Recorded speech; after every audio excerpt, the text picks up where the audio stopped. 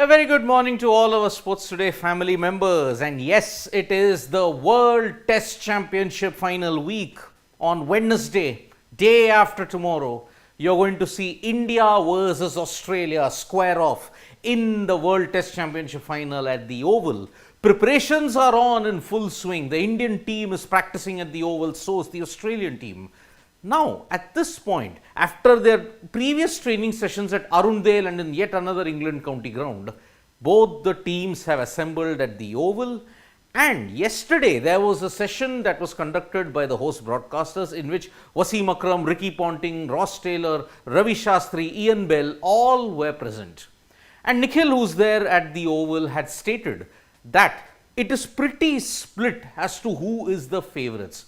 Ricky Ponting and Wasim Akram have given Australia that they have the slight edge. Ravi Shastri has said that it is going to be really important that India win this. On the other hand, even in that side, if you look at it on the sidelines of the event that happened, Nikhil had mentioned that Rohit Sharma knows the formula of how to succeed in England. Because remember, you look at his record in the Sena countries, Rohit has done well in England.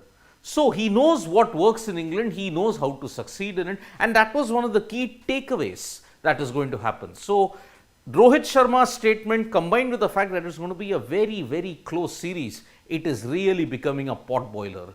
Nikhil also pointed out that at the Oval, Pat Cummins seems to have been distracted by the Ashes also, because remember, Australia are not just playing one test, they are playing 6 tests. One, the World Test Championship final, second is the Ashes. Now remember, England are in red hot form, so even David Warner was quizzed about the fact that, okay, are you going to focus on Anderson and Broad? But he said, I have to first get over Shami and Siraj, because they are the ones who are going to trouble him a lot more in this particular final. So after the India final, 5 tests of Ashes, this is going to be a long summer for Australia, and this is going to be the fact that maybe they could have a double whammy, lose the ICC World Test Championship final, as well as relinquish their hold on the Ashes that's been there for 6 years now. Now, if India have to win, they have to play the right team. And it is on this, the team selection, that we are going to talk about at this point in this morning wrap. Now, as I have in this video, you can see this photo, you can see KS Bharat, Mohammad Shami, Virat Kohli are all having a big training session. Ravindra Jadeja had a lot of batting sessions, but he didn't bowl. Maybe today Ravindra Jadeja will bowl. Ashwin, you saw in one of his Instagram photos and as well as on his story, he was also training, he was batting. So who is going to play? Ashwin, Jadeja, are you going to play 4 pacers and 1 spinner, or are you going to play 3 pacers and 2 spinners? Most likely, looking at the Oval, looking at the bright sunshine that has enveloped the ground, you could say that India will play 2 spinners. Because remember, it is not like Southampton when you had the pitch which was soft and conditions there were green overcast. Here it is sunny, and one feels that Australia will have to go with 4 pacers and 1 spinner because they don't have anybody else. They may not want to try Murphy in this situation, but if the pitch is dry, Australia also have made selection blunders in the past. In 2009, when on a dry pitch, they did not play Nathan Horitz, but they played Marcus North, and remember, North got some turn. So it was an anomaly why they didn't pick Nathan Horitz. So selection blunders have to be really avoided here. Ashwin or Jadeja, what's going to happen? Because remember, Australia are going to miss Josh Hazlewood. So either of Boland or Neser might come into the attack. So, is Australia going to play with 4 pacers or 1 spinner, or 3 pacers and 2 spinners? That will be determined probably on Wednesday. Because remember, Wednesday in slightly early start at England, 9:30 GMT, it may be fresh, there may be a bit of moisture, there may be a bit of movement with the Duke's ball. After that, it may flatten out. Remember, the Oval tends to have a reverse kind of a side effect. It starts off slowly, but then run scoring becomes easier as the game progresses. So that is the way the Oval might function at this point also. So selection conundrums, do you pick Ashwin, do you pick Jadeja, do you pick only Jadeja or Ashwin, or do you play both Ashwin and Jadeja? The Indian team are training really hard, and they will have a press conference today. There will be a press conference on Tuesday as well, wherein the two captains might speak, Cummins and Rohit Sharma. So that will be very, very important to watch. Not just the ICC World Test Championship, there are cricket series happening outside of the World Test Championship also. Sri Lanka and Afghanistan are playing an ODI series, and Sri Lanka, after their loss in the first ODI, bounced back in grand style with a brilliant win in the second ODI. Kusal Mendis and Dhananjay De Silva were the stars as Sri Lanka absolutely thrashed Afghanistan to make it 1-1. Remember, Sri Lanka are going to the qualifiers in July, and they need as many wins as possible in order to reach. Because remember, if Sri Lanka don't make it to the final, then they are not going to the 2023 ODI World Cup. Another one of the teams who are in the qualifiers, the West Indies, they are gearing up with a 3-match ODI series against the UAE, and Brandon King's century ensured that West Indies defeated the UAE. Remember, this is the first ever bilateral series between West Indies and the UAE. That's quite historic in a way. So Brandon King's 112 ensured that West Indies won the first ODI there in Sharjah. But remember, West Indies are also in the qualifiers. If they don't make it to the final, they are not going to the 2023 ODI World Cup. From cricket, let us shift our attention to football, and it was a very, very sad end to Lionel Messi at Liga. Because remember, Paris Saint-Germain were playing their last game and they lost their last game. But what happened afterwards was that there were boos echoing around the stadium when Lionel Messi walked off. Remember, this is the last game that Lionel Messi is playing for Paris Saint-Germain. Remember, he's not been offered a contract extension.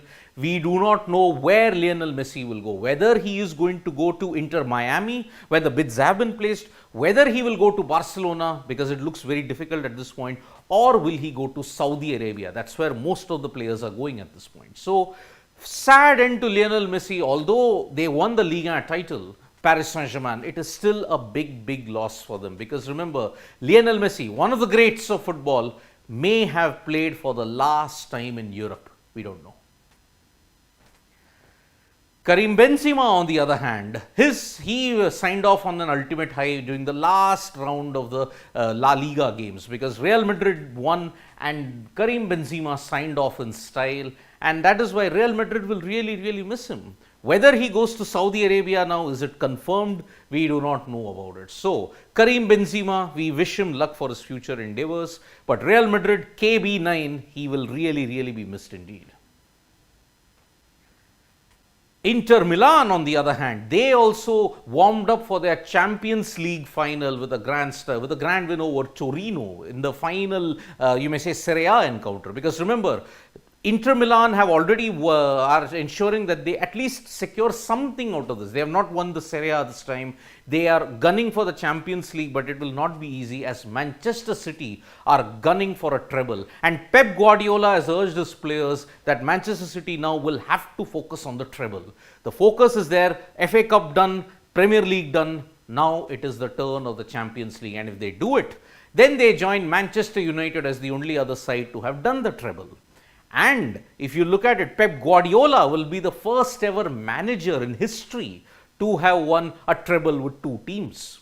It's a big, big achievement indeed. But Inter Milan, they have won against Torino, and that will be very, very important for them going into the Champions League, because that will happen on June 11th. However, it was an emotional goodbye for one of the legends of the game, and Zlatan Ibrahimovic. When he played for the last time for AC Milan at the age of 41, he finally bid adieu to the game. It was a really, really emotional moment. Remember, Ibrahimovic has been one of the best players in the world, and his skills really dazzled a generation of football fans. Yes, the emotion really poured over at San Siro, and it will be a big, big loss for football. But yes, life has to move on, and Zlatan Ibrahimovic, we wish him well for his future endeavors. It was a treat watching Zlatan in action. And you have seen his exploits in Europe, you have seen his exploits in America. Now, in the next phase of his career, it is going to be a really, really interesting phase. So thank you, Zlatan, for dazzling us for all these years in football. You will be really, really missed. When you talk about the French Open, there seems to be no upsets in the making because Novak Djokovic and Carlos Alcaraz, they have both made it to the next rounds without even drawing a sweat. And joining them is the great Greek now, Stefanos Tsitsipas. Tsitsipas, Alcaraz and Djokovic, these are your three major contenders for the French Open now. After incidentally, Daniil Medvedev crashed out in the opening round itself. So, Daniil Medvedev's exit has meant that either of Djokovic or Alcaraz, you're looking at a potential Alcaraz versus Djokovic final. It could signal the passing of the torch movement. So, Alcaraz versus Djokovic final is very much on. They have entered into the next round without even breaking a sweat. So, the French Open is going as per script. No major upsets barring Daniil Medvedev. And now you'll see Alcaraz and Djokovic do an extremely important match in the coming few days. Now, this was a very strange incident that happened in the French Open. The Japanese doubles duo, they got disqualified because they intentionally hit a ball goal. Something must have happened in the heat of the moment. They must have just seen something. They were not happy with a particular point. They just hit the ball goal. And because they hit her intentionally, they got disqualified from the French Open. And it's one of those odd instances when you feel maybe you should keep your emotions under check. The Spanish Grand Prix saw Max Verstappen do the Grand Slam. I mean, just imagine how was his dominance. FP1 quickest, FP2 quickest, FP3 quickest, qualifying quickest, race he won plus the fastest lap. He led every lap of the race. He achieved the Grand Slam. Mercedes, on the other hand, staged a massive resurgence with George Russell and Lewis Hamilton finishing third and second respectively, and that helped them redeem themselves after a rather tough start to the season. But Mercedes were later summoned by the stewards. What was it for? It was because the team's personal assistants and the physios had come to Parc Fermé. Parc Fermé is the place where the cars are packed. But according to the FIA regulations, the personal physios and the attendants are not allowed into Parc Fermé. No PR representative can also be allowed there. So, Mercedes apparently flouted the rules. However, the good news is there is no sporting or points penalty for that. It is just a warning that this incident should not be repeated again. Only certain FIA officials are allowed into Parc Fermé. No other representative is allowed, and Mercedes fell foul of that. Luckily, they are going to escape without a heavy sanction. It is just a warning. We end this morning with some excellent news from the world of Indian athletics, and Arman Borghi, in the 100 meters and 200 meters, during an athletic event in Belgium, he has secured the gold medal. It is very rare for an Indian athlete to secure gold in one event when it comes to athletics. Here, he's done it in the 100 meters and the 200 meters. So, Arman Borghi has kept the Athletics Federation very proud and also athletics fans very proud with a splendid display in Belgium. We hope that he continues to win such events so that he can secure qualification for the Paris Olympics as well. This is a very, very good big day for Indian athletics because 100 and 200 meters, this is the sectors where India has always lagged behind. But Arman Borghi has won the gold in both of them.